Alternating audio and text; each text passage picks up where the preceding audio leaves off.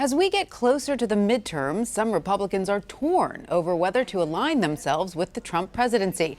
An article in Reuters called this phenomenon the Trump trap and describes how some Republicans are keeping quiet on their view of the president and his policies as they try to win key House races. Peter Eisler is a national affairs correspondent for Reuters and the author of that article. He joins me now from Capitol Hill. Hi, Peter. Thank you for being with us. So the report says that in 56 House battleground districts, Republican nominees in 19 have no support for Trump on their websites or social media platforms. Why is that? Well, these are predominantly higher income, better educated districts, almost all Republican, where the president didn't run very well in 2016. They're mostly in the suburbs, and these candidates are sort of struggling between the problem is that you've got loyal Trump supporters on the one hand who don't want to see a congressional candidate who distances himself or herself from the president, and then on the other hand you have these moderate successful professionals, better educated voters who really are not particularly keen on the president, and they want to see a candidate who's willing to distance himself from the president. So it's a bit of a conflict there. Can you break this down for us a little bit further? Because among Republicans in general, my understanding is that the president enjoys a very high approval rating, something around 80%. But you're saying that as the Republican districts get wealthier and more educated, that approval rating goes down? Yeah, that's right. So polls have shown that the president's approval is much softer in these districts, which tend to be suburban, where you have higher incomes and higher percentages of college-educated voters. So, for example, if you look at the 56 battleground races, in the races where the household median income is over $75,000, the president only won about 20% of those districts in 2016. If you look at the races where the household median income is below $75,000, he won about 75% of those races in 2016. Okay, so what impact do you expect this to have on the midterms? Are these districts, these wealthier Republican districts, in peril of becoming Democratic districts?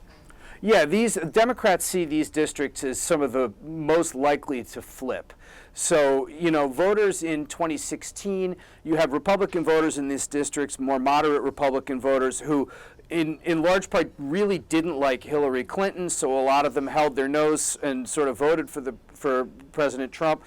In many cases, when you talk to them, they were hopeful that he would become sort of more presidential, is the phrase that you hear a lot. Mm-hmm. This time around, a lot of them feel that he hasn't met that threshold, and if the Democrats have a moderate candidate, a centrist candidate, it makes it much more attractive for those Republican voters and for independent voters who lean conservative to sort of switch over and back the Democrat. And so for these more moderate Republicans who are saying they do not support President Trump, what are the specific policies that they don't agree with?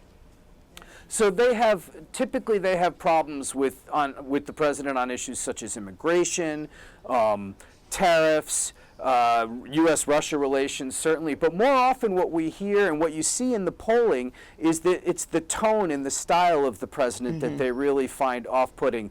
They find him to be divisive. They find him to be disrespectful. Those are words that you hear a lot. And those are the things that they talk about most. What about the environment? Is that something that comes up as well? Yep, you hear the environment as well. That definitely is among the issues that they cite. So, Peter, has there ever been another president in recent history that has caused this kind of division within his or her own party? You've seen elements of this previously. President Obama, members of Congress from more conservative Democratic districts struggled with President Obama. Some of their constituents felt that the president was a little bit too far to the left. But I don't think that you saw it with the intensity that you're seeing it now with the Republicans and President Trump. What do you think will be the end result on these districts of the Kavanaugh battle? Because it has rallied some Republicans.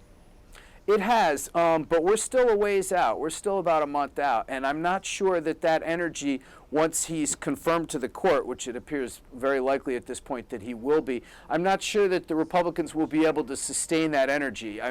if they're banking on, anger and unhappiness with the Republican base about the Kavanaugh situation, I think that's going to be a pretty tough one to hang their hat on if that's all they've got. Right. And Peter, finally, how is the White House looking at these sort of local races, especially these Republicans who aren't sort of kissing the ring? What does the White House say about it? So on the one hand, the White House says, look, we trust our Republican candidates to know their districts and to run the most effective race that they can for their districts. And they're quick to point out that just because someone is not expressing any support for the president, it doesn't mean that they're not supportive. And many of these Republican incumbents in this district have largely voted to support the president's agenda in Congress. On the other hand, the White House has made it very clear that they think incumbent Republicans should be running with the president. They should be aligning themselves with the president because they feel that that is the best way for these candidates to tap the energy of the very fervent base in the Republican Party that is, very favorably inclined towards the president. Right. All right. Well, Peter Eisler, thank you so much for your insight. Thank you very much for having me.